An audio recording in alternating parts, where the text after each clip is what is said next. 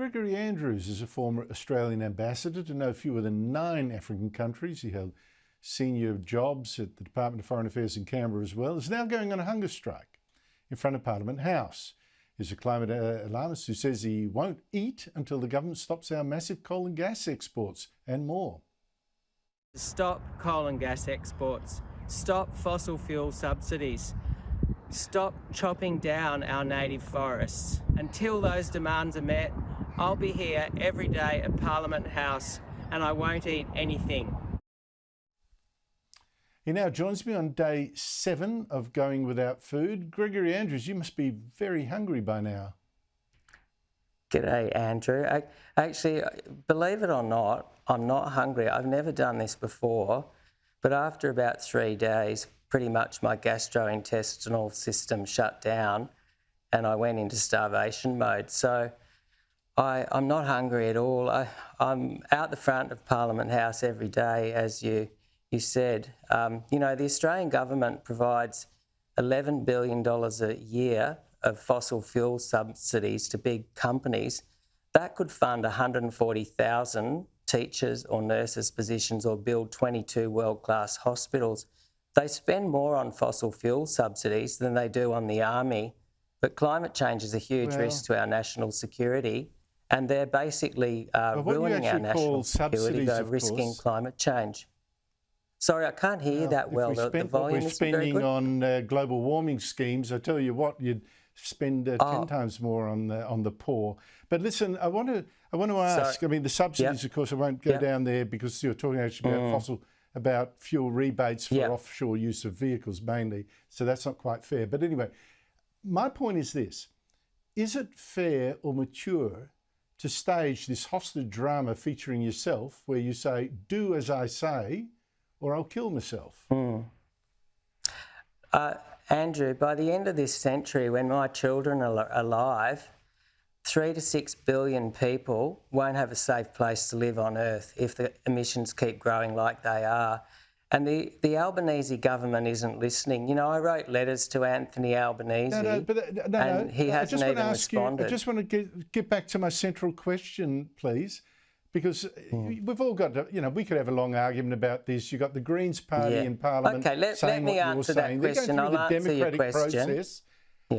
The democratic process, if people don't want what they like, they don't have to vote for them if they do.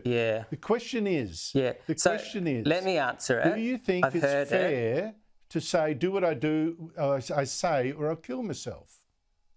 Yes, I do, because the only person that will suffer is me. And my 83-year-old mother is fully behind me. My wife and my children are fully behind me. And the government needs to wake up to the reality that it's not doing enough.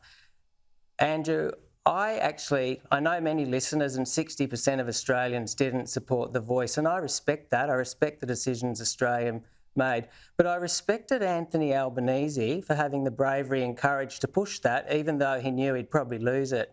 But he also made a commitment to the Australian people to get climate change under control. And I want to see the same bravery and the same commitment from our Prime Minister. Right. I want him to keep his promises. Well, on that point, you know the government cannot possibly end coal and gas exports, and certainly not in the couple of weeks you've got to live if you're not going to eat until they do.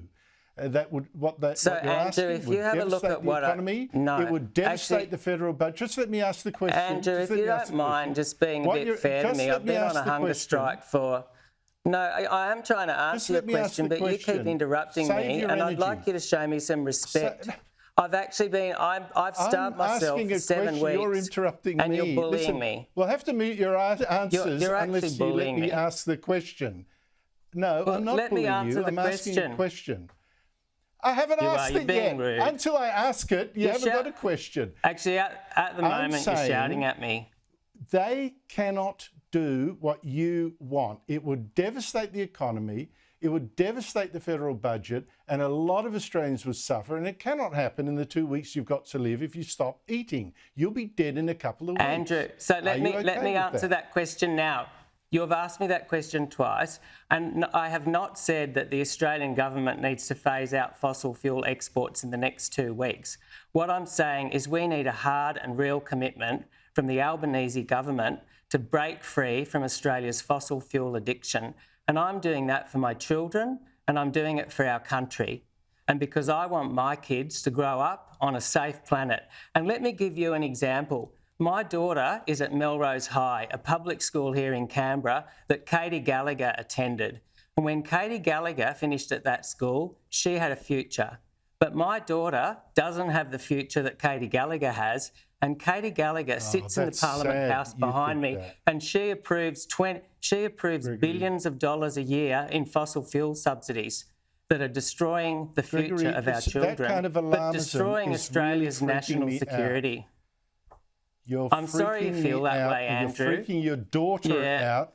You're freaking your daughter out by daughter's behind me 100. That she hasn't got a future. Andrew, you don't know. Gregory, the science is against you. My daughter thinks. Well, my daughter, you don't know what my daughter thinks. My daughter is with me 110%. You're telling her she hasn't got a future.